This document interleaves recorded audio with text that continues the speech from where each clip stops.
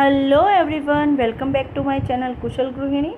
આજે હું આપ સૌની માટે ચીઝ કોર્ન ગાર્લિક પાઉનો વિડીયો લઈને આવી છું, જે એકદમ ઇઝી અને ક્વિક રેસીપી છે, સૌને ખૂબ જ પસંદ આવશે। એક બાઉલની અંદર બટર, કોથમીર, ચીલી ફ્લેક્સ, મિક્સ હર્બ્સ અને થોડું છૂંદેલું લસણ એડ કરી અને મિક્સ કરવાનું છે।